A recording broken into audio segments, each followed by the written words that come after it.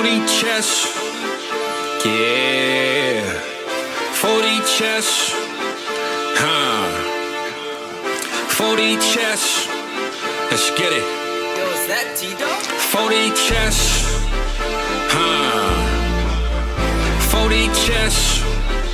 Hey. 40 chess. This a trade show.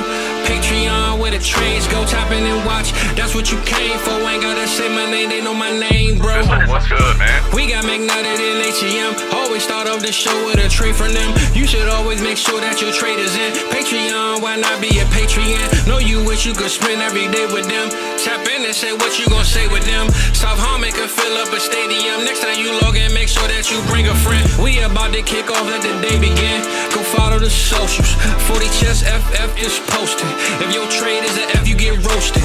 Go like and subscribe for the crew. Apple, Spotify, and the YouTube. You know Cooper got the warp too. Let us give you a walkthrough. 40 Chess. This is 40 Chess.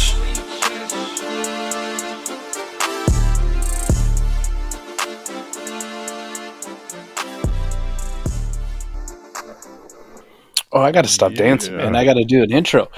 Welcome in, everybody, to the 40 Chess Dynasty Football Podcast. Thank you so much for joining us. For those of you joining us live, just in case you don't know, if you're listening to this on Friday and you're going, man, live? What are you talking about, Mike? Patreon.com/South Harmon. $1 get you in the door. We got plenty of great tiers if you have inkling to maybe post a trade on the trade show. You want to jump all the way up to Savage to the big boy tier and hang out with us on a daily basis and shit post. That's what we do really well. But the advice is on point. The advice is definitely on point no matter where you go. But $1 if you're a patron, you get to watch this live every Tuesday night when Adam and I come on and comment away. But Adam, buddy, we are doing the 40 Chess Dynasty Football Podcast this week, and we have an exciting topic, something that you brought to my attention, that you had our man Koopa work on behind the scenes, and I just kind of took it and I looked at it and ran with it, man. This is pretty awesome. We're going to talk about wins based on team records. So Koopa went out there in the streets, data streets. He pulled some data for us and got us the numbers on what players are actually on these teams. If you're 8-0 or if you're 0-8, who's most likely on those rosters. So we're going to take a look at that tonight. But first and foremost, Adam, how are you doing, buddy? Doing great, man. Dynasty Degenerates. This is going to be a fun one. Mike, you know, I'm sitting here, how this came about, I'm sitting there and I'm thinking, like, I was just thinking across all these leagues. Like, we've expanded our portfolios to the point, like, for me, I'm honestly, there's some leagues I know that I'm not doing quite as good of a job managing as others. But I've been trying to get, I would say, a better handle the last 2 weeks on, like, which one of these teams is that I maybe have not been putting enough management into is really ready to go, and I need to make some moves to help it go, versus it's in rebuild mode, and, you know, I need to make a few moves to get rid of some points. Like, I'm assessing all these different teams, right? And as I'm doing that, I started coming across a couple things. Like, I mean, I'm just seeing that, man, I have all these Swift shares from over the years that I've bought way too high and couldn't move a lot of them. I mean, I did move some, but I still have, 10, 12 shares. And I'm noticing a lot of these teams with Swift are, even the ones I didn't think were going to be good, are like at least 500, you know? Right. Like, I'm like, okay, I wonder if there's anything here. And I kind of started thinking about Mike. I don't have much Brock Purdy exposure, but I'm thinking, like, I wonder what the hell Brock Purdy would be on here, you know? So then I'm thinking, all right, Koopa, I'm going to hit you out of the box here. Is it possible? Can we run the data? I want to see just what Brock Purdy's would look like. And he's like, yeah, we can get the whole thing. Like, we got to do the whole thing. So I was like, we can actually get that. He's like, yeah. So we have across almost 12,000 leagues on Sleeper, Mike, right? A little over 11,000. We have 11,000 12-team dynasty leagues. Now, this incorporates both Superflex and one quarterback. But the idea here for me was really, and Koopa did an unbelievable job running all these numbers, making sure he got the scripts and everything right so that it pulled the correct data. But the theme that I'm looking for here is we think about WARP all the time, right? And that's wins over replacement player. So that actually is saying to yourself, all right, what is this player meaning relative to, you know, what we call a replaceable level player, which is, for example, the math on this goes, if you're in a 12-team league and you're running the quarterback one numbers, the top 12 quarterbacks are going to be the starters, and then the replaceable starts at 13, right? But, Mike, that's one layer, and Warp is awesome. But I like to think about it in two different lenses. One, what are they meaning to your team in wins? But then also, like, you think about some of these players that you've drafted, and like, maybe their Warp looks good or not that great, but I'm also starting to think about it in the lens of, what did they cost me? How did I get this player, right? So, listen, if you got a great Warp out of Patrick Mahomes, you freaking better have one. Because you spent 101, 102, 103 on this player. Even 2 years ago, believe it or not, you could get him at 103. He was being slept on behind Herbert that year. But point is, he's going to cost you an arm and a leg no matter how you acquired him, right? There was no point in which you got Patrick Mahomes uber cheap. However, you start thinking about players this year. Puka Ngata. Where does he fall on this list? Immediately got to think about that, right? Like, this is a guy that's playing very well and probably didn't cost teams much.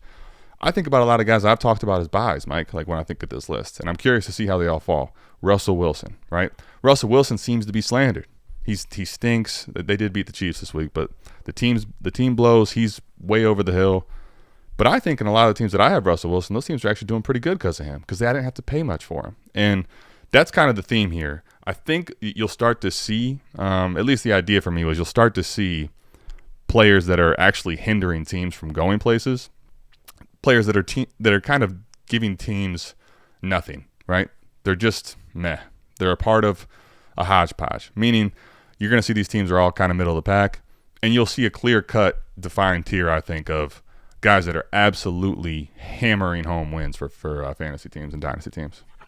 So for those of you who really want the data and want to keep up with it, we'll get Koopa to update this every single week. Koopa's the man. I just did a basic format, but we'll put the Excel, the Google Sheet in the pregame poop channel, right? We'll put it in there, make a new channel for it so you'll have access to it, so you can hop in, you can look at it, updated week by week.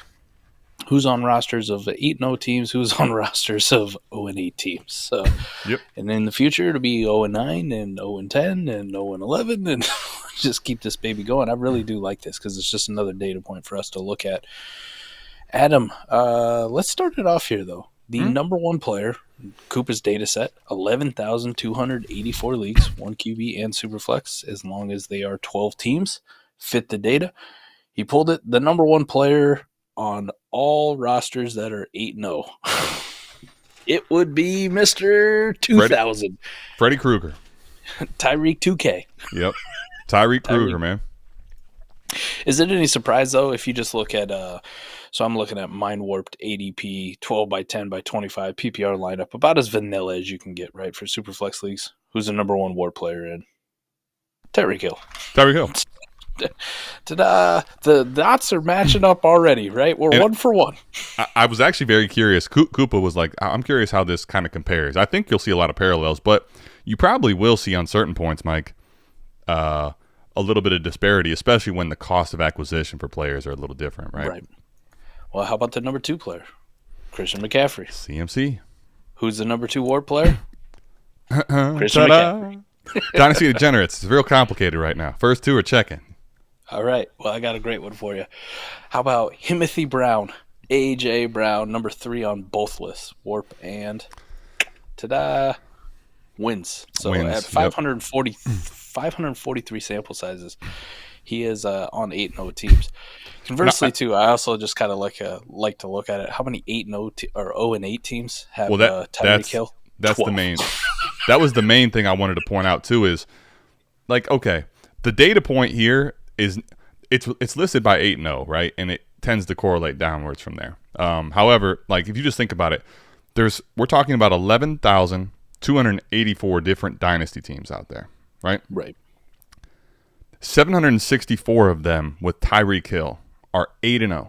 Okay, so that's a decent percentage. Now, but just as you go down the list, you'll see that Tyreek Hill is never the issue because it's 2,145 at 7-1, right? Right. And you think about the difference between 8-0 and 6-2, right? Like a lot of times that can just be who you played, man.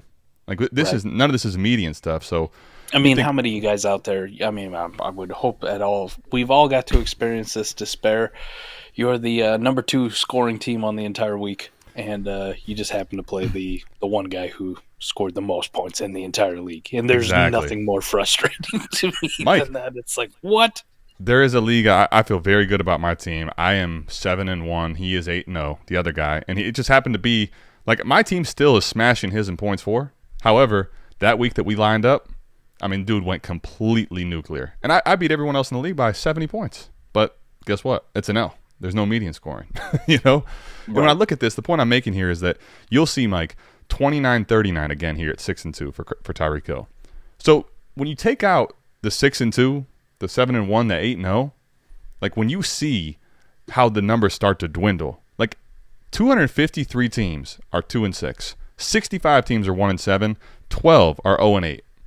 So when I look at this data point, the one thing I'm really seeing with certain players, like Tyreek Hill is actually able to carry a team that's not really rostered the best. Like this is kind of what's showing me that, right? Like he's been so good, he can carry those because you know how many, there's literally less than 100 teams in almost an 11,000 plus leagues that are 1-7. Right. One of the cool things I was just looking at here too, if I sort by 7-1 record, who's the number 1 player still? Tyreek Hill. If I sort by 6-2 record, who's the number 1 player still?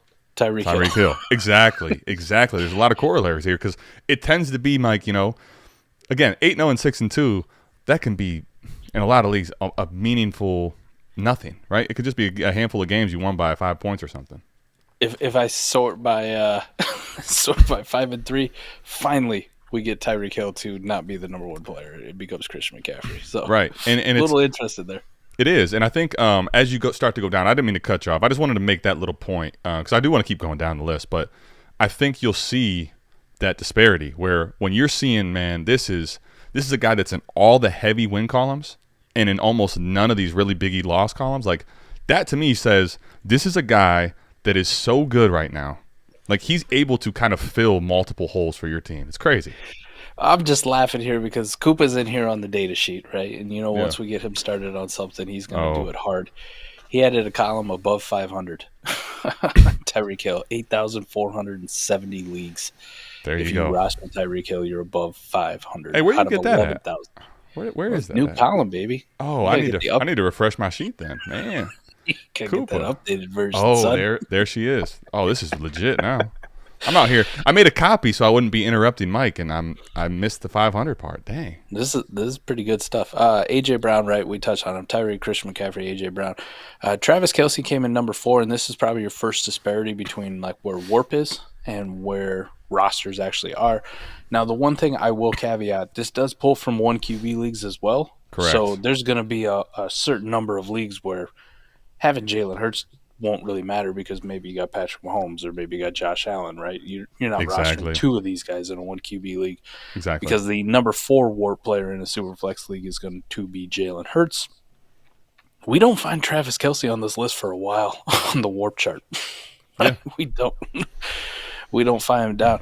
I wonder, Adam, if that's because most teams who are built to compete also have Travis Kelce just on them. It's not like he is carrying their team, but he was also just that piece where you're like, if I'm going for it, why not have the best tight end in the game, right? Why not have that monster? I'm going to build the rest of my roster maybe a little bit old with the Tyreek Hills and the Christian McCaffreys, but I'm going to go after that Travis Kelce, man. Screw that Kyle Pitts, screw Sammy Ballgame, right? I don't want these guys. I want an actual difference maker in my tight end spot. Well, I think too, kind of to that point, right? Like when you look at Warp, okay, you're looking at, in my opinion of this, and this is, I think, just when I look and think about the numbers, you're looking at your player or ex-player relative to what we call the replacement in a specific league format. But that doesn't necessarily, to your point, like make up for the rest of your teams. So, for example, why Warp may be one thing on Travis Kelce, Mike, when you think about teams that have Travis Kelce, typically they're going to be trying to contend. So when you in a true team format, right? If you can say that Travis Kelce is attached to a team that has a Tyreek Hill, that exponentially now is going to rise that team up because of how good Tyreek Hill is, right? If you add that to any one of these top up here guys, if you have Travis Kelce as a difference maker at tight end on that team, that makes your team that much more like hammer-like, right? Because you're going to be building to try to contend. Where in Dynasty, where it's a lot different than redraft. If you were to do redraft, these numbers could look very different, because Dynasty, you're not probably ever going to care like, all right, man, I need to get off. I want to basically hold Travis Kelce for all time. But in certain rebuilds, you're like, dude, I got to get off of him, right? In redraft, nobody's ever getting off of Travis Kelce. There's nobody you can ever give someone that says right now for this league this year is going to be better than Travis Kelce in that format. So it to your point, in Dynasty, when you add Travis Kelce to other players that are really good in warp on a team, it's really hard to beat them. The ones I really wonder about, 0-8 teams, 12 have Tyreek Hill, 19 have Christian McCaffrey, 25 have A.J. Brown, 31 have Travis Kelce. What are you doing? if you're 0-8 at this point, what are you doing? Like, maybe A.J. Brown is the one guy out of there where you go, okay, if you really, really like A.J. Brown, you wanted to hold him. But those other teams must be AFK, right? They must be those guys who don't set lineups and they disappear after like week 2. You know what I mean? Like, yeah. Hey, well, I was going to say Kyle. I ain't seen Kyle in forever. I was going to say, like, at least there's only 12 with Tyreek Hill. So, I mean, you're talking, Mike, that is – who knows? These guys could be off the face of the earth at this point, right? Like, that could be just the outlier of outliers. But at least with Tyreek Hill, while I think it's pertinent to move him on a rebuild, right? Like, I could see some stubborn people being like, no, you see how good he is? I want him next year when I'm ready to go. Like, yeah, that might be fair. And Christian McCaffrey, though, Mike, those 19 people, why? You're holding every single game an insane amount of risk when your team is trash. It's time to move on. The ones I really feel bad for are the ones who are rostering like Tyreek Hill, Christian McCaffrey, A.J. Brown, and they're sitting at 3 and 5. Like, just on the just right enough hope to keep you going. And that's maybe.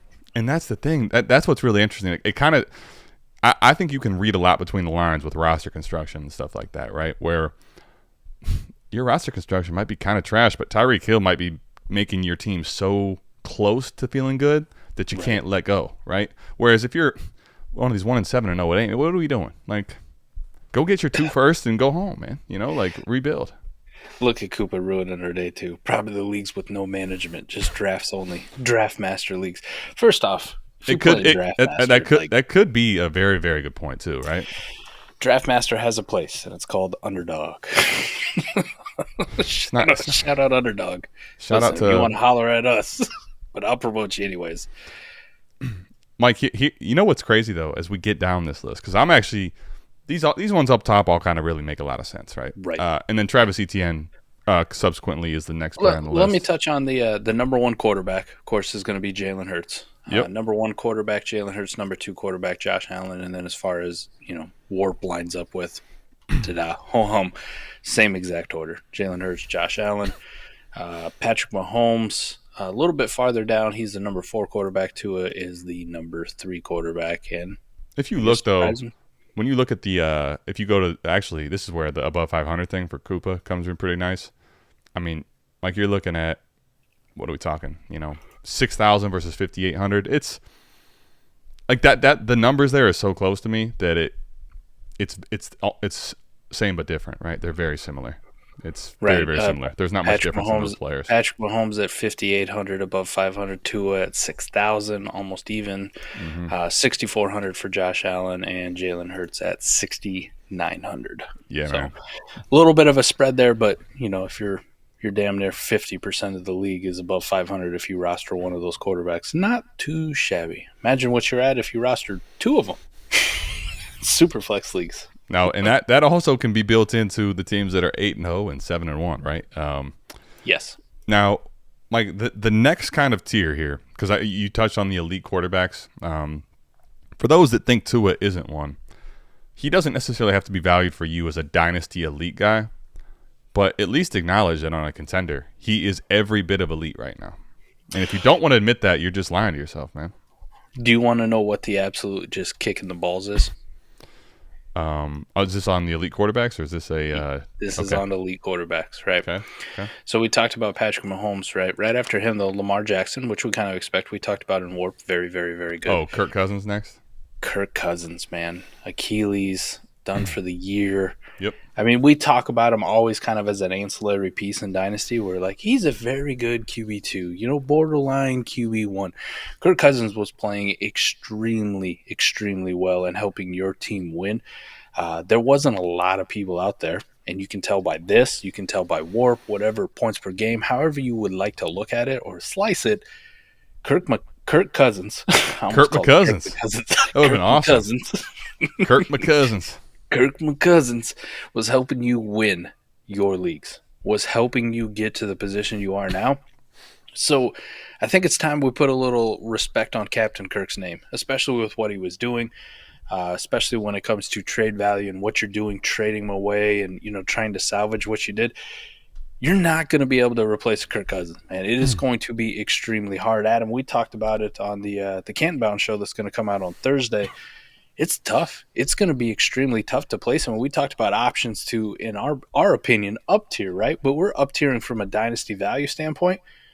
Adam, unless you're up tiering to Patrick Mahomes, Tua Tagovailoa, Lamar Jackson, Jalen Hurts, or Josh Allen, you're not up tiering in production or meaningful play to your dynasty team for a contender right now, which is nuts to say. Well, now here is actually, because, Mike, to your point, we talked about this on Canton Bound, right? And I will say, though, this data set, Mike, is actually – because you're right. You're 100% correct. We talked about this. If you are trying to get rid of your Kirk Cousins share and replace the quarterback position and try to get anywhere near the production of Kirk Cousins, I mean, good luck.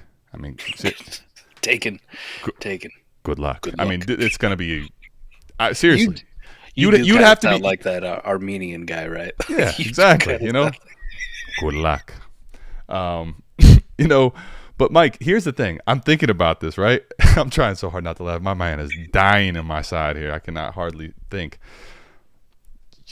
Here's what you have to do. I'm like, it's gonna be like back in the locker room back in the day in college when our coach would say something real corny. You have to look down in the green carpet. Otherwise, if I look at one of my teammates' eyes, I'm bust out laughing. We're all in trouble. We're all in trouble. Instead of, I think the way to approach this is this, right? Kirk Cousins right now, 1 for 1, or if you try to add pluses to him, but like 1 for 1, if you look at keep trade cut, he's below Mac Jones.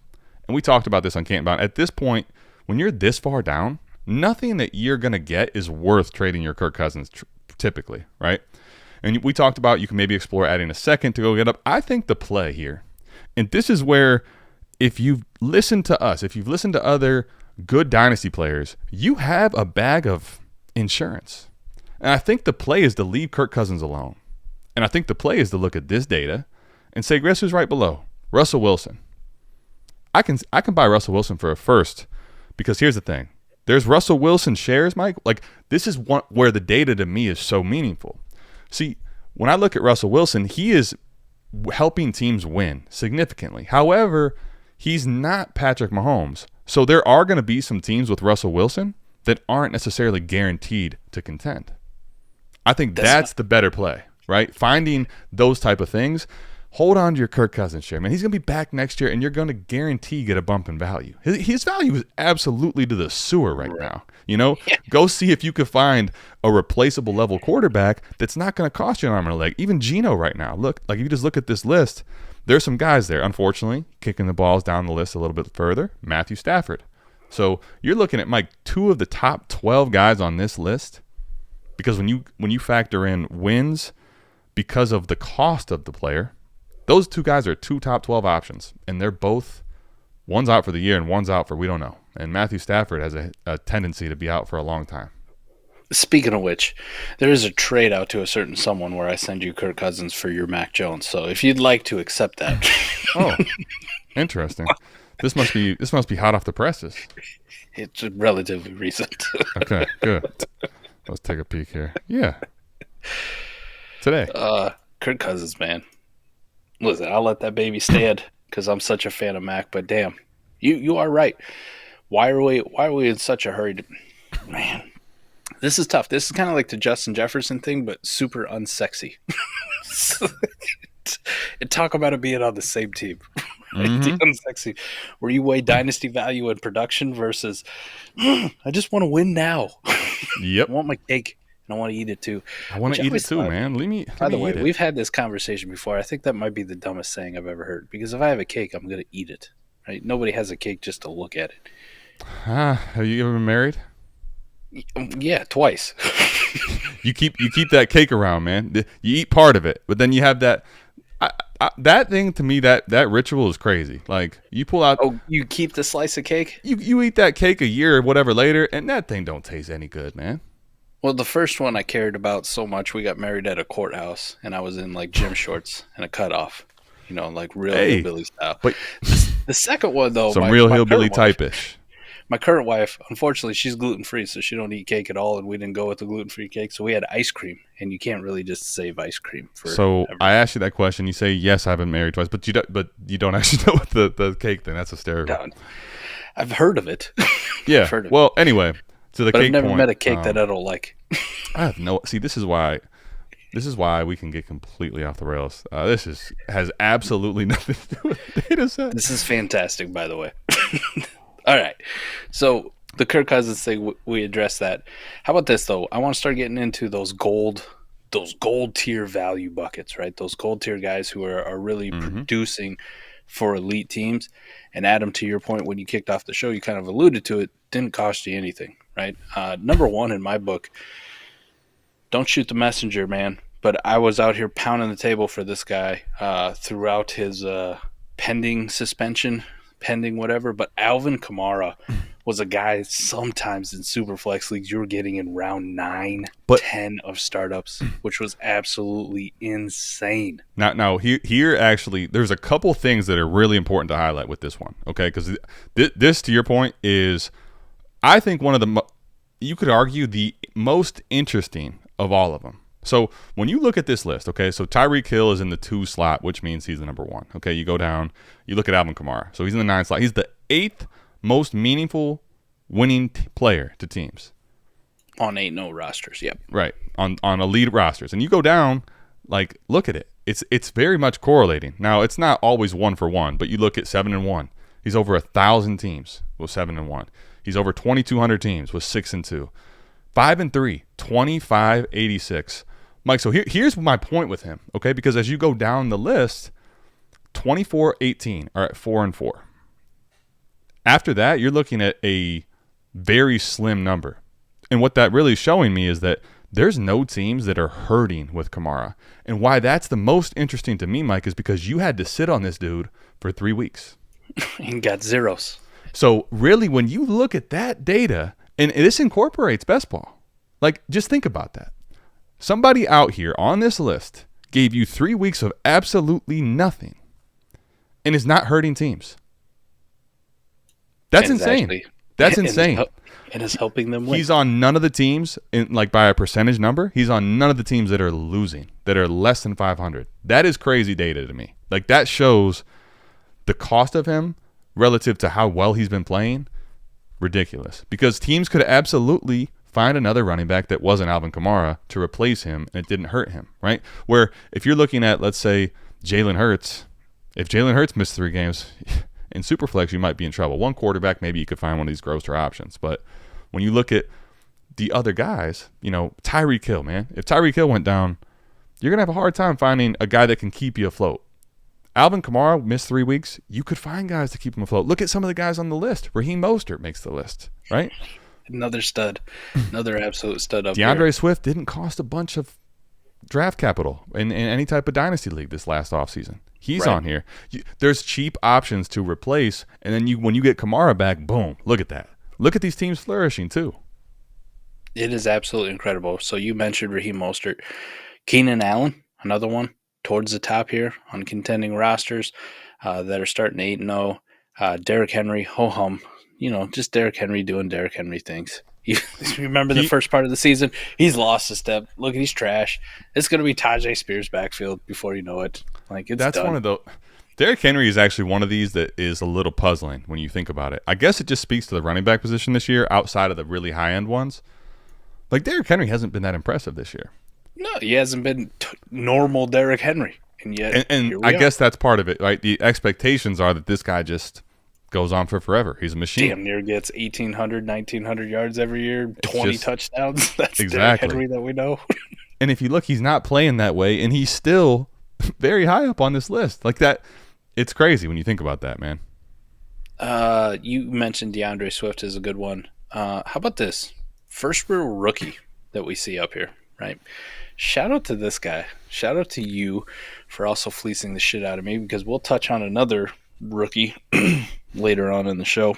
That's not as rosy, but Puka Ngata. I think the rookie that you're going to talk about is when you hit the sort button on one of these fields. Button, it doesn't look as good, but Puka Ngata, 27th overall as far as teams that are 8-0 that have him up there rostered. If you like the percentage above 500, it is 48%. So just below that tier of 50% that falls off. I mean, Tyreek Hill is literally lapping the field at 75%. So that's the definition of number one. You come down 48%. Not that bad, though. Not that bad, especially for a rookie that was a 4th-round pick, a 5th-round pick on waivers. Well, one of the things I think when you one of the best parts for me about data, if you know a lot of the backstory, is you can see how it fits, right? I think when you just look at data without understanding a lot of the in-depth stuff, you can miss points. So, for example, Mike, think about most of these leagues I'm going to guess are not best ball, man. I'm going to guess a high majority are lineup leagues. We're trying to change the world, but we can only change it one league at a time. Yeah, if we had the above 500, I mean, Mike, we're talking over Tyreek Hill probably for these lineup leagues, right? I mean, yeah. And my point there is what? There is a lot of teams, Mike, that weren't even playing him in week 2. So he's not actually affecting the record of your team for 2 weeks, right? And I think that could be where some of that 48% could have changed. Had it been, we all know Puka Ngata is going to be a dog from the beginning, it might be a very different story with that 48%. You're only looking at, a lot of teams might only play them at week 3 starting, you know? I think that pretty much does it, though, for like my gold tier players, like anybody in that range. You got some pretty good ones to choose from. I think by far and away, though, if you tell anything, if you can separate yourself from Christian McCaffrey to the fact like Tyreek Hill has in WARP, in points per game, everything, and Christian McCaffrey is awesome, right? What are we at? 17 games? 17 games in a row that he scored a touchdown. Yeah, man. Crazy. Absolutely ludicrous. But in Tyreek Hill's like, hold my beer. And literally, sometimes Tyreek Hill actually holds beers. I've seen him, Yeah. I mean, he gets up in the stands in Miami, has a good time with the fans. A lot of times he has enough time to chug a beer before he scores a touchdown. He's throwing deuces, he's lapping the field, as Mike would say. He's so good.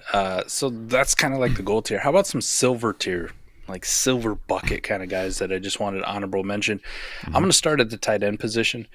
We talked about heading into the season, right? At the tight end position, lineup leagues, just about anything we did. Adam, what were the 2 tight ends that I said I really cared about, and these are the guys that I really want to get on all my contending rosters? It's Travis Kelce and it's Mark Andrews. And Mark Andrews hasn't had the greatest year, but he's been much better than a lot of these other tight ends. And then you see even guys like Evan Ingram, TJ Hawkinson, Dallas Goedert, like all these guys kind of trail behind on these contending rosters. It's Travis Kelce. There's a tier break. There's a pretty sizable tier break. It's Mark Andrews, but after Mark Andrews, it's like tier break. Everybody else. All right. When you go to the tight end position, Mike, this one here, to me, speaks volumes about the way that rosters are built and teams build in Dynasty. Mm-hmm. Now, the reason I say that is you look, okay, just look at the people that are even on the list, really, that you can see, okay?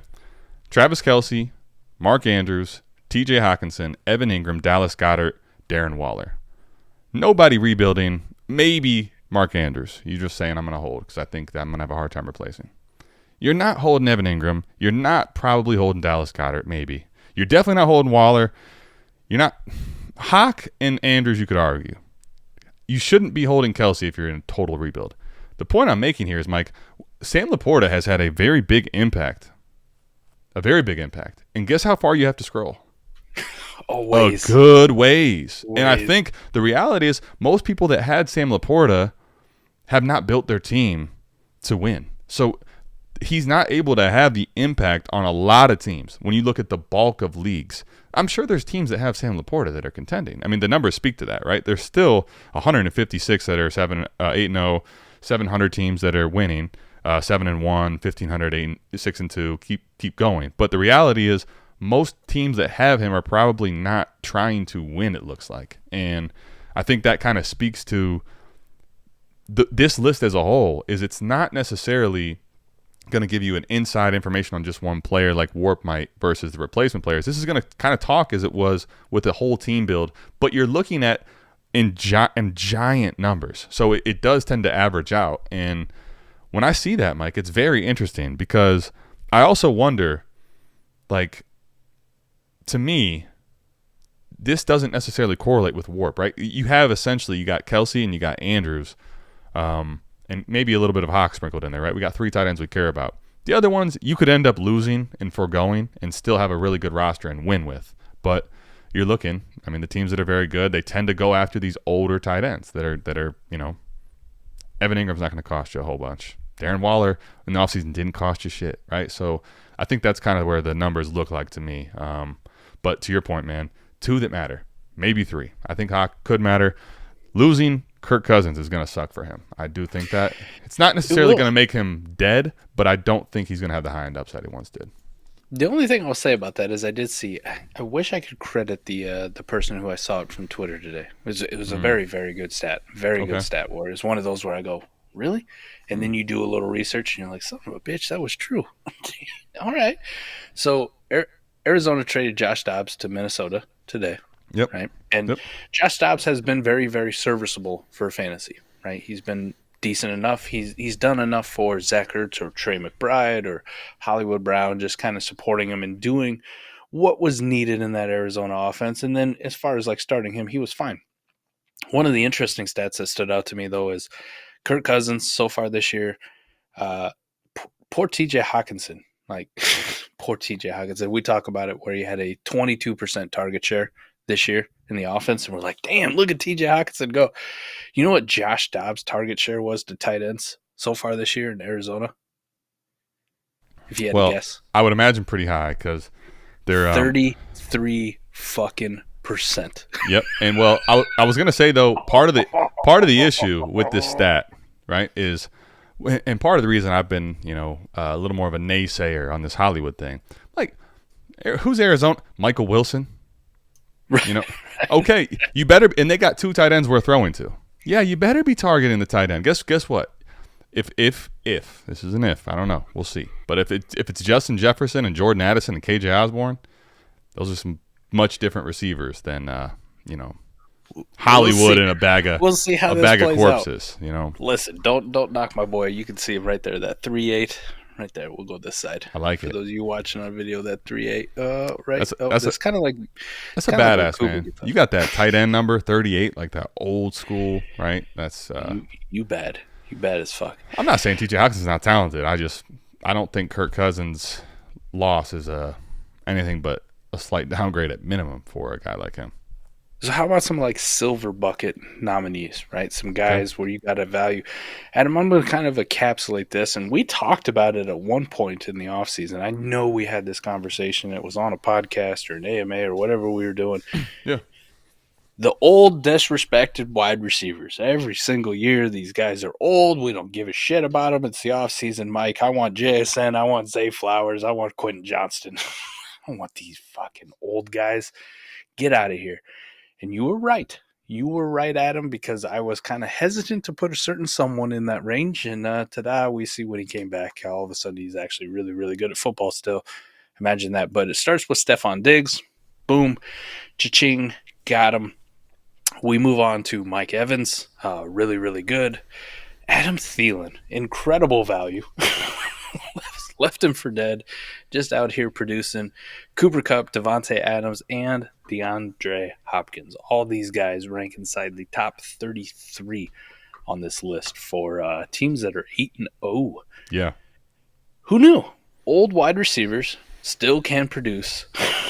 They still know what they're doing. They still know how to run routes. They still know how to catch passes, and some of those passes go for touchdowns. So if you're a contender, don't ever discount the old wide receivers. You remember that, like, I don't even know where the hell it came from. I'm sure somebody really smart did this study, but you remember where, like, you don't want any wide receivers past age 28. Like, age 28 is when they cliff and they die and they go off into the abyss. I also think, data changes. I think, if you go back and look at the old historical data, like if you go back, 10, 15 years ago, there may be a little more of a correlate. Like, we see guys, the good ones. If you can pinpoint guys that have had success, that are very good talents in the NFL, the cliff is not 28 anymore at all. You could argue that a lot of these guys are discounts that are 30 and over, man. Look at some of these guys. Thielen's at 33. I totally left Thielen for dead, man. I mean, I don't think anybody out there you could have said, yeah, I could see Thielen being the wide receiver 1 for the Carolina Panthers this year, but what does that mean? Not with this, right? I mean, nobody penciled that. So I think to your point, catches total for 800 yards. when I look at the guys, Mike, now obviously there's levels to how much they've really meant to your team. But when I look at this list, okay, and I think I'm just going to point out, Mike, one of the themes for this list, in my personal opinion, when you go through it, by and large, there's some that don't necessarily fit the eye. But I'm seeing the elite stud cost a lot, but you don't care and you pay up for them, right? I see a lot of those guys: Tyreek Hill, Christian McCaffrey, A.J. Brown, Travis Kelce, Jalen Hurts, Stephon Diggs, Jamar Chase. With Joe Burrow playing like crap, Jamar Chase having a horrible value to your team for 2-3 weeks, he still has proven to be worth it down the stretch, right? These last few weeks making up for it tenfold. A lot of these guys, but then, Mike, the rest of the guys that get in here to this silver tier bucket at least, right, where they're a value, let's say, they are the gems. They are the ones that you hit on late. So, like, to me, it's you don't want to forego the absolute studs. You do not want to trade out of all your shares or your early picks to get the great quarterbacks in Superflex if you're in one quarterback to get these high-end, ridiculous value studs, right? You don't want to do that. But also, there is so much value that I think can be missed, and people don't talk about enough for teams that win. That is Raheem Mostert. To your point, all these receivers, man. Mike Evans, DeAndre Hopkins, all those guys. And if you can find a way, and I think that's one of the things this list has shown me, which I've always tried to do, is when you need to have your studs. You don't want to tear down completely off of them. Even in baseball, Mike, this is perfect corollary, where if you tear off of all your studs, you don't have that high-end potential. That can hurt you, right? But if you have a blend of high-end potential and a lot of this value depth, you're a different animal. You are going to have a hard time beating those teams week in and week out. This list to me shows exactly that. Man. I like it. I'll also throw in, just lastly, it's like some silver bucket nominees. Mm-hmm. It's going to be the running back position, and there's quite a few of these guys where you're big time. That's a big point. The dirt cheap running backs, man. Yep. Gus Edwards, as much as I don't like to admit it, Eric, plug your ears. I don't want you to get excited and come talk shit on Sunday about it. But Gus Edwards is up here. James Conner has been, even though we haven't seen him for the last few weeks. David Montgomery, my apologies, David. I'm sorry. I know you went to Iowa State. I won't hold that against you, but he's been very, very effective when he's been in there. And then how about a couple guys where we really had to have a serious conversation after a couple weeks on what's the actual dynasty value of these guys if you're a contender? Jerome Ford, Kyron Williams. Mm-hmm. These guys ranking so high. Adam, I think there is something to be said. Oh, don't let me forget Zach Moss. My bad, Zach Moss. Even last week, Zach Moss played 38% of the snaps. I think he was like RB4, RB5 on the week, something stupid like that. Jesus. We did though find out that Taylor had an injury and why he only played 2 snaps in the second half. So that could change. However, to your point, even if he maintained a 30-40% snap share, Zach Moss might be worth something still. Might still be worth something. So Jerome Ford, Kyron Williams, Zach Moss, those guys throw in that silver tier bucket because absolute just steals. Jerome Ford, Kyron Williams, Zach Moss. Can you name what we were paying for those guys in the offseason? Like I can guarantee it probably wasn't a third, Adam. I mean, I would say that you may have had to pay a third. May have. That's not a guarantee.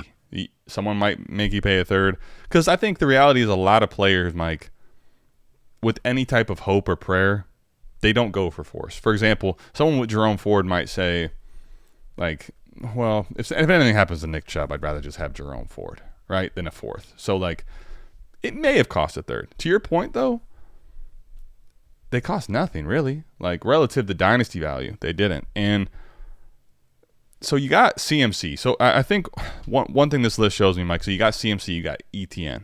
Like, if you hit on the name brand running back that smashes, I mean, it feels good. Not only does it feel good, it helps you win. But what, Mike, I don't know when you want to pivot and go back down, but I think the contrary is more the problem. Because if you hit on them, they feel great, but a lot of people make the mistake of paying the Gucci price for them running backs, They pay the good one. All right, let's flip it. So how you flipping this? Let's make sure we're on the same data set page. You just organizing by 0 and 8 now, or what are you doing? 0 and 8, and I'm just going to touch on the top ones, and then we'll look at percentage of teams below 500 as well as a wholesome look at it. But Adam, 0 and 8, Quentin Johnston, the number one player on 0 and 8 teams. Oh.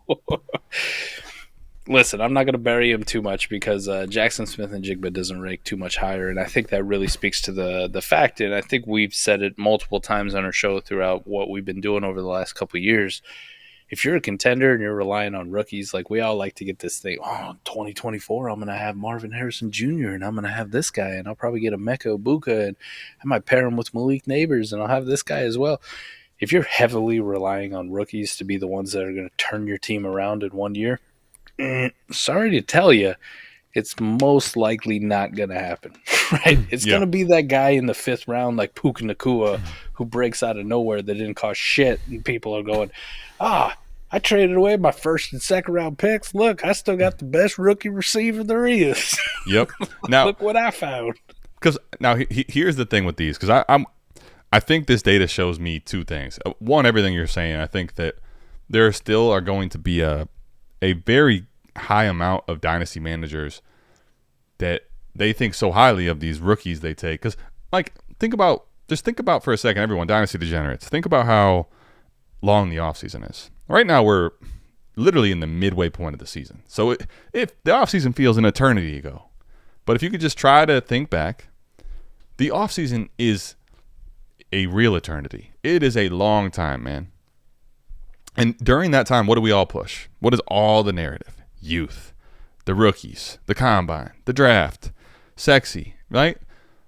And I think a lot of times it's easy to lose sight of how these players will evolve and mean something to you right now. This isn't to take away from them in year 2 and year 3 and year 4.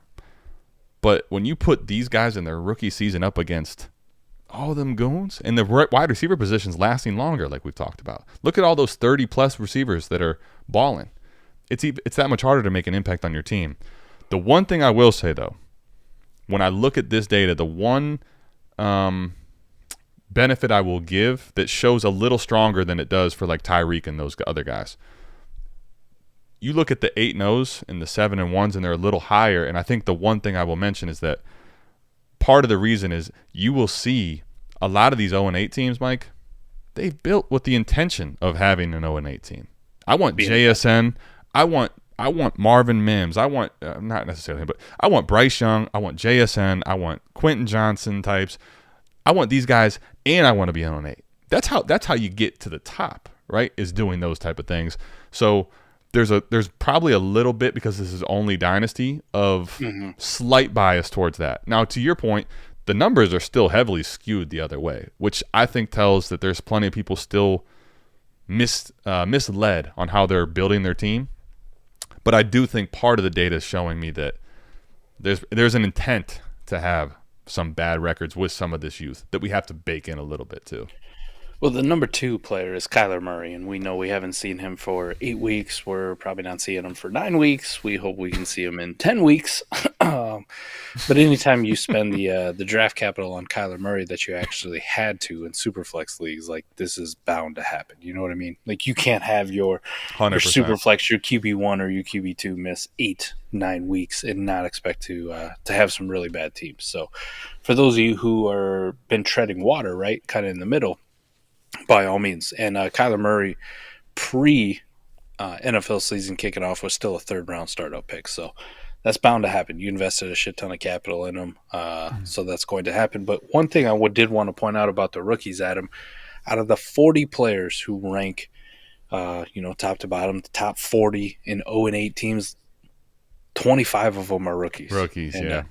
That's 63%. How about that for a little math stat right there? 63% of the worst 40 players are rookies. Yep. And Koopa, if you could expand on this, the randomness is 37.5. I'm not exactly. That's some big brain turtle stuff right there. Yeah, I mean, I can't quite reach the turtle here, Mike. I'm trying to, but it's almost a little too far down there. But I would like to have you grace us with the understanding of the randomness 37.5. But Mike, here's the other thing I see sprinkled in here. Now up top. And I see this as you could have a pre-planned smart play, right? We talked about that. But I could also see this where you have a team that you think is ready to come out of a rebuild and you're building around these pieces, and it's not. It's absolutely not. One of the things I really start to see as we go down. So you have, to the point you were making of Kyler Murray, what I'm seeing is draft capital, and this is what I talked about earlier with the winning. I think they go hand in hand still with the losing. The draft capital association with how bad the player has been, right? To your point, Kyler Murray, Quentin Johnson, JSN. Mingo, a little more of an outlier, but, I mean, he still was a 2nd-round pick. A lot of times he was going early 2nd. Like, people were getting crazy on Mingo. Bryce Young, early pick, right? You start to see as the pick was a little later, like, it's not going to cost your team necessarily as much, right, if they miss. Rich is interesting because, like, he hasn't played very much at all. I mean, and there was games he got hurt and didn't finish, and he's a little further down the list, but he's going to play. That record's only going to get worse, dude. He's not playing, so RIP. But then when you get past him, you get past Kincaid, right? This is this list, Mike, where I call this the you don't want to let it go, man. You got to let it go. Look at these guys, man. Look at this list. J-Mo, Antoine Pierce, John Mechie, Kadarius Toney, Rashad Bateman, Darnell Mooney, Elijah Moore, right? You got this. Like, this is something I think that, Mike, I am starting to get higher and higher on.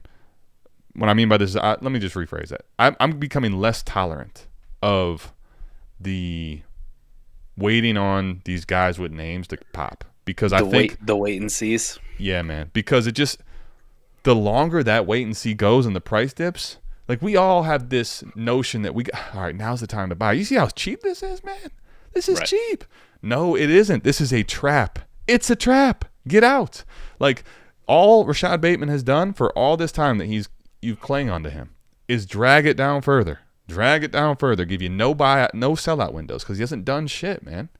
Like, that's the name of this game for me here, is I think a telling tale of waiting on these players and thinking they're going to do something, and they don't, man. They don't. I do like that one. One thing I was interested, Nick Chubb cost quite a bit of draft capital for people, and that injury was devastating to contenders too, and I just kind of wanted to see where it was. And as far as where he ranks on teams below 500, he's actually only 114th, Adam. Like, it's not that bad. It's not that bad. 114 is pretty damn good for a guy who you barely got anything from this year. So Nick Chubb, not actually detrimental. This is where I did kind of had a feeling it was not going to be as bad as we once thought, or what I would have thought, I guess I should say. I wish Koopa was on the show. I'm going to try my best, Mike, and you and I, to interpret this. So Godspeed here. The 0-8 the 0-8 is rookie. Kyler expected injury, rookie times 10, and then you get another non-rookie. You get another one. So I did the math wrong. It's supposed to be 44% instead of 35% or 37.5%. Essentially, the average player should be 44% above 500 and 44% below 500, because 4 and 4 teams don't count as below 500. Okay, that makes sense. I get what he's saying now. So the 4 and 4 teams, all those numbers come out of the math. The math is adding up. Feel I definitely feel like I'm in that movie right now. Zach Galifianakis. Yes, I'm sitting at the blackjack table. The numbers are going. You know what, man? I got to bring in some of those transitions. I put a lot of time into those matrix transitions. I might have had to bring them on the screen when we start going over numbers like this. The matrix just coming down the screen. I'm gonna have to do that for Koopa next time. Well, it's not illegal. It's just frowned upon, like masturbating in an airplane bathroom. Mm-hmm. I'll be honest with you. The frowned upon stuff, I don't have a problem with. If you tell me it's not illegal, I'm okay. Maybe after 9/11. Like thanks a lot, Osama. I've been frowned upon my whole life. All right, I can live with one more thing. So there's some guys on there, and like when he said like you got to go 10 rookies in a row before you get another 9 rookie. Insert Trey Lance. My bad. I apologize. I knocked my damn mic over just saying it. My bad. Well, we didn't get to Brock Purdy, who has been Let's do it. He's been meaningless. However, he's been just a whatever piece. It hasn't helped your team. It hasn't hurt your team, I think, is the story for me with Brock Purdy primarily, right? His cost wasn't high enough to mean anything for teams primarily. So he hasn't really hurt or cost teams that drastically. He's somewhere in the middle. Trey Lance, though, the problem is, Mike, teams that were, again, buying low on Trey Lance, it's cost you, man. Nobody has Trey Lance and is doing well, pretty much. So you kind of see that. There's a handful of teams. It's very few and far between, right? Brock Purdy is the definition of mid. There you go. Much better spoken. Much better spoken. He is the definition of mid. Mid. And he, you know what makes that insane to think about, Mike? He's the definition of mid on a goon squad. On a squad that's just absolutely Christian McCaffrey winning leagues. Brandon Aiyuk, alpha. George Kittle, stud. Debo was awesome for how many weeks? Right. And where is he? Mid. Mr. Mid. Right next to percentage-wise the same benefit that Jerick McKinnon, Ezekiel Elliott, Miles Sanders, who is dead. He's meant as much as – I mean, if you just think of those names, he's meant that much to your team. Those guys have meant nothing to teams. J.K. Dobbins. Can I interest you in some J.K. Dobbins? Yeah, when we were talking the trade show when he was healthy, when we were talking Dameon Pierce and Tyler Higbee, Brandon Cooks. Yeah. Those are bad. Can we get quarterbacks? I mean, what are the quarterbacks in that range? Because those skill players are garbage. Well, this is also speaking to the fact that the quarterback right in front of him would be Matt Stafford. So,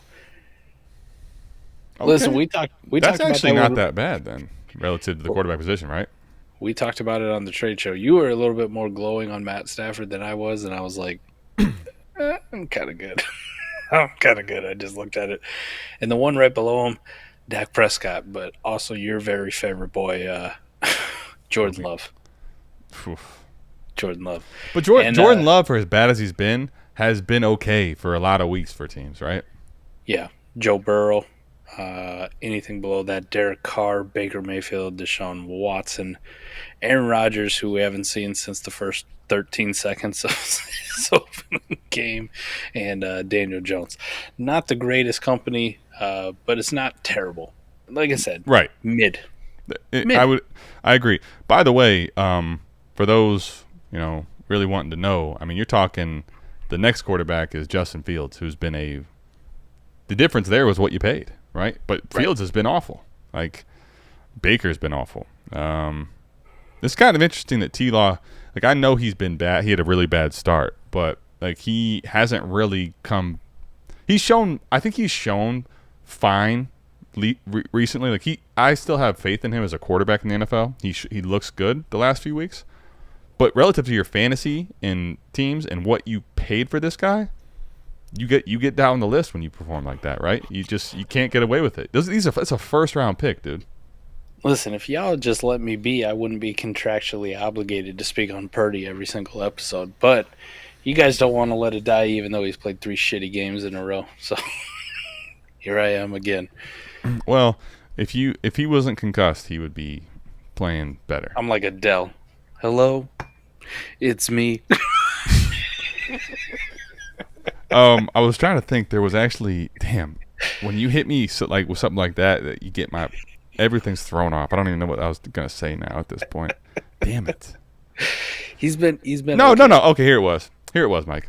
He's been Jared fine. Goff. Jared Goff has actually been pretty good for teams, right? Yeah, Jared, not too bad. like before the injury, Mike, and this is what we were talking about on the trade show. Look at it. Matthew Stafford has Jared Goff. Yeah. You would pay a first for Jared Goff, right? Yeah. Easy. Yeah. I mean, I don't want to. I would rather not have the old ass version. Like, I'd rather have the Jared Goff version. But I just was meaning that he was playing mid enough, a little above mid, I would say, to mean something in Superflex leagues. Not an ideal buy. I'd rather have Russell Wilson. Right. Like, y'all hate Russell Wilson all you want, man. Just think about this. Because of the cost of acquisition for this season, Justin Herbert, who's been great, man. Justin Herbert is looking like the OG Justin Herbert, the guy we were all in love with. They're the same. They're the same to teams right now, man. Like, stop with the Russell Wilson shit. I'm asking people. I've been asking since week 1. I'll probably be here the whole rest of the year asking, Mike. Stop with it. I hate him all you want. Tell me he's a cornball. Whatever you want to do. But stop with this. Russell Wilson is absolutely smashing for teams because of where they got him at, man. So one thing I wanted to look at too, Koopa just brought it up here, which is really good. Something to do in this sheet. So if you have access to it when we put this out in the Discord, sort by 3 and 5. This is exactly, dude. This is a great call, Koopa. This is exactly what I've been thinking about with the sheet for Mike finding people to buy. 100%. This is a great call by Koopa. Subpar players that you could possibly go out and buy, like who is very highly on rosters that's actually producing. So JSN, no, you don't want to go buy him. Christian Watson, maybe. Do you think maybe that's a guy like? No, Nope. Okay, pass. No. We'll move on No, to the man. next. Jordan, because here's the thing. Jordan Love is looking bad. Christian Watson really isn't looking that good. I think there's other very much better purchases out there than Watson personally. Damian Pierce, Najee Harris, any interest in those kind of guys? This is where you got to use your own brain and project production. I think it starts for me, and we had a disagreement. I think it starts for me with Pickens. And match it up with Warp, right? I would match agree. It up with Warp on what they're actually doing, correct? And this is, I think, Mike, again, you just made a great point. This is not an end-all, be-all. This is something to incorporate in the process. You take a look at it. Take a look at this data. Put it in conjunction with Warp. Put it in conjunction with the stuff you already have in your process. I fully agree. Like, when I look at this list, there's a few that stick out pretty easy. George Pickens, definitely for me. We've had a disagreement. I think it probably depends on the cost of acquisition, but I know some of the peripheral numbers don't look good, like the numbers you want to bet on typically. Mm-hmm. I also do believe that he's right around the range where he may not actually cost an outright first. You might be able to find a different way to purchase him. And I also think that there are certain guys that do fit outlier builds. Like George Pickens for me would fit that bill. He's been good enough. I know the numbers aren't pretty. I know there's plenty of things that say sell. But when you're talking about guys you want to try to go buy that could help you, especially in leagues like we play, deep best ball leagues, I think Pickens is one for me personally. I can't knock him from a Warp perspective, right? He's a top 30 wide receiver, right? He has been all year. So if he's on a lot of rosters, which are on the Turdy side, the Brock Turdy side, that might not be a bad one. And especially I think if you can get him for anything less than a first, right? Yeah. And if it is a locked-in 111, 112, that's not a bad purchase at all. And you know what's funny about this data, Mike? I'm looking at it. What I'm seeing here, it speaks, I think, to exactly what Pickens has been at current cost for most people. He's not the 7-1, 8-0 teams. You know? Like, you paid enough of a premium, a 7th, a 6th, an 8th, right? You paid a liquid first, maybe first plus. So he's not helping you like win like that. However, if you could add that player to a good team, which is what we're kind of talking about here, he's very much hovering that 5-3 to 3-5 range. So if you can find the right seller, I think that's a guy that can absolutely make an impact on a good team. That's not a bad choice at all. What about his teammate, Deontay? He comes in at 33rd on the list as far as teams rostering him at 3 and 5 or worse. So I think that's a good one, especially because he's been injured for this whole time. I agree. This might be the kind of one where too, like you play it. So James Conner will be another guy that I'll throw into the mix, because teams have been out without these guys for a few weeks, right? Deontay, James Conner. What have they been doing? Most likely, the data is telling you that they've been taking L's. They've been taking L's. And some people, when you start taking multiple L's in a row, they go, well, this ain't it.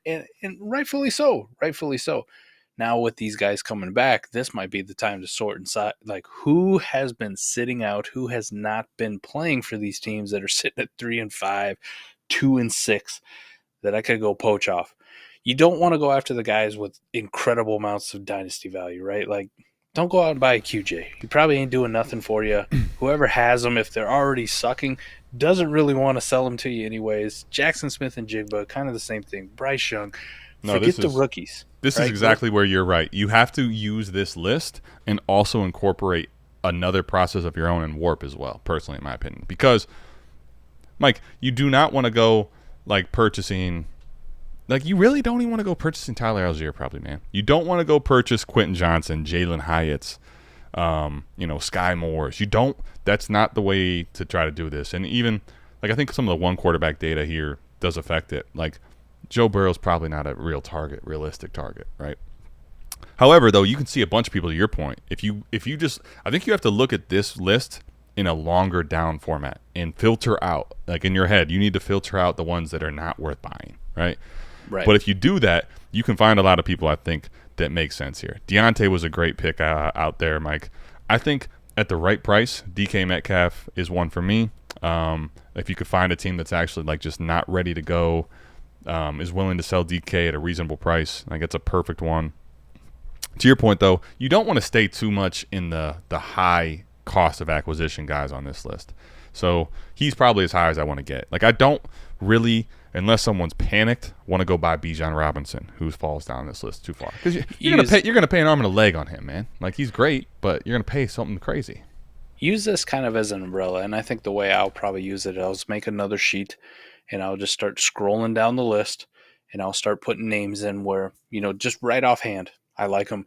I'm going to go match it up and see what their actual warp is in the league and see exactly how they're doing or where they're performing. And then it's just going to kind of give me an overview of potential targets that I want to go out, right? Like a big, broad view of ATM's money moves. I was just going to say, man, if I keep doing that series, which if I don't have it out this week, you can guarantee next week. I put a lot of time in that recap. We got some things worked out here. I'm ready to come back to it. But, Mike, this is where, honestly, the ATM money moves. A lot of it lives in my own way of thinking about data like this. You look, Deontay. You look, Jacoby Myers. These are the guys on this list that you filter through. Isaiah Pacheco is right here. That's a guy, right? The guys that are cost efficient. For me, that means pretty much if I can buy for less than a first, if I have a chance to, that's cost efficient. If that matches with warp. So if there's a warp involved, the name's not crazy, and there's less than a first round pick involved, that's exactly the target you want. Those type of moves, and that's why I call it money moves. Those are the money moves, man, because you're not selling off of your elite pieces that are gonna potentially ruin your dynasty team if you fail. You can buy a lot of those players at cost that they leave you enough upside to help you win a league, but they don't typically cost you enough to where if you miss on one of them, you're RIP to your whole squad, right? Those are the type of acquisitions, I think, especially in our best ball leagues, that are huge. So as far as so I went back and I sorted by 8-0 teams, right, just to list the players all the way down at them. And the first player that comes over, and then I just match up. I just start scrolling down the 3 and 5 column, right, to see the first group that actually hits 2,000 or above, right? That was just kind of my trigger point. It's one Deontay Johnson. This is the first guy who's on 2,000 or more rosters on 3 and 5 teams, but also correlates with being a relatively high guy on rosters that are 8-0. So if you want to match that up and then go look at warp per game or something like that on how he's going back, go look at some advanced analytics on what Deontay Johnson has done this year when healthy. Those are the kind of things you match up. Love that. Good call. Great call. except for the next one. And maybe it's just because I'm not a believer in this player. It's also kind of convoluted with Cam Akers being there, but Alexander Madison also fits that bill. Unfortunately for a lot of people, I think the draft capital in the offseason that they spent on him was a little bit too high. Sure. And, that's probably also leading to why a lot of these teams are 3-5. I also think, though, like, this is one of those, Mike, like, I won't purchase Alexander Madison personally. Like, I also can admit that there's a little bit of take lock. We talked about this with the C2C guys. Sometimes you have take lock that you can't get over.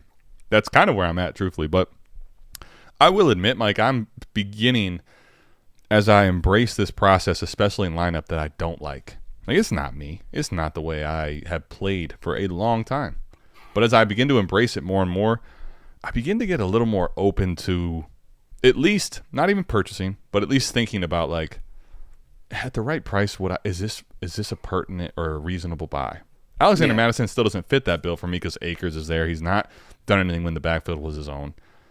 So, like, even if he gets it back 100%, I don't love it. And there's no Kirk Cousins. So the offense as a whole is down. So, like, that specific one won't fit my needs or what I'm looking for. But some of the names that I will buy at running back, I would have laughed if you told me I'm going to try to buy them in the summer, right? Now I'm a little more reasonable and willing to admit, man, this is a piece that might be cheap enough and dirt cheap enough that, all right, man, you convinced me. I'm in, yeah. Koopa also said, I miss Pacheco. My bad, Koopa. You're right. Pacheco would be the first guy who fit that bill, but Deontay would be the second. So not a bad first two starts right there. So I just bought some Pacheco. You'll see on the trade show, so I'm in. You definitely did buy some Pacheco at the last minute too. You got that done like right before we did the Start Sit show. Yeah, man. It was on game day. That was a back and forth type deal. I love it. Adam, I think that's probably all I got out. We did about an hour and 10 minutes on this. This is pretty interesting. So again, if you'd like to check this out, become a patron, right? The pregame poopers, the second to highest tier, those guys will get access to it, plus the Savage members. So come take a look at it, dive into the data if you like. I'm sure at some point we will revisit this again. We got all kinds of cool stuff, though, with the Warp tool, A-Warp. We're working on so many great tools over there at South Harmon that will help change the game on how you dynasty. But, Adam, this was a fun one, actually, and just something you confirm some priors. And then there's also a few data points where you look at it and you go, And I really hope, at least for my sake, I can go out on my contending teams, the ones that are 8-0, 7-1, 6-2 like that, and I can find those few guys who are 1-7 or 0-8 who are still rostering Tyreek Hill. Well, and no, like, let me help you. Yes, help because you. that's another that's such a good point too, and I think one of the things for Warp, right? Like, man, Mike, you and I, once Koopa had the tool available on the website, have put in hours of learning and understanding Warp and how we incorporate it and how we want to build teams. And, like, that's not every person. That's not every person that even has the tool, right? Like, correct. And I think one of the things that I've seen, and I've seen a lot of feedback and questions, and at the end of the day, a lot of people want all that information, but they want to know how to make it into players. And this doesn't do that, okay? I'm not telling you that. However, this does show you, I think, Mike, like, I think another thing to really take a look at for me is I'm going to do this. Guarantee you. Like, bet. If y'all are seeing, first of all, hopefully you're not hearing this till Friday, but a lot of you, because I'm going to be sending out offers until Friday, Mike. What I'm doing, I'm literally going to go through on my contending teams, the teams that I'm, like, very much wanting to continue to push the contention side. And I'm going to go through. I'm going to go through all my leagues. And I'm going to go – we have so many tools now, right? I can see which leagues I don't have Tyreek Hill. And then go for it and see who does. Now, I know inherently, look at the numbers. I'm looking for absolute Hail Mary if some team is not very good with Tyreek Hill. But I'm going to go top to bottom with this whole list. Who has A.J. Brown? Who has Alvin Kamara? Who on my contenders? I'm going to go through. You can filter out. We have the tools. All these tools are available on our website. Some free, some cost. But we have the tools that can help you find all this stuff quickly. And then you can say, okay, I'm looking here, man. Sheesh. Raheem Mostert's available on 15. He's 1,500 teams, 3 and 5, right? He's 750. All these 1 and 7s, right? There's got to be some leagues Raheem Mostert's available out there, right? Got to be one or two, right? And that's a guy, especially as you go down the list, somebody's gonna be willing to part with if they're not contending, right? Like someone might be crazy about Tyreek Hill. I'm not even gonna say they're nuts. Yeah, you might want him next year. Okay, he's not to be had. Raheem Mostert's to be had, man. Alvin Kamara's to be had, right? Like Keenan Allen's to be had. There's guys on this list that can help you already contending teams get better. And I think that is one of the things on this list to me is we know warp and we have all that stuff, but this is just another layer that says, like, this is a player that's already helping teams. What if you can add a player like that to a team that's already winning for yourself? What does that look like? W's. Yeah. You know? Yeah. I think this is going to be one, too, that we kind of look in the offseason. We can put players into buckets and then also to help 100%. you in the startup draft, right? Kind of identify those value pockets where you're not going to be 1,000% all the time, but you start hitting on some of these Adam Thielens of the world, these Alvin Kamaras, like these Puka Ngatas in your rookie draft, and all of a sudden you're going, yeah, I don't care that Nick Chubb, we obviously care, but it doesn't hurt me as bad that I lost, my round 5 startup pick in Nick Chubb because I made up for it with so much other massive value hits later on. A last takeaway, which if we didn't hit this point enough for you, I'm going to give you one last little walk away on this, all right? Look at where Tyler Lockett is on this list and look at where JSN is on this list. And if you just think about that for a second, honestly, like Tyler Lockett, for a lot of people was like, no, man, it's a wrap. JSN's coming to kill this. It's done.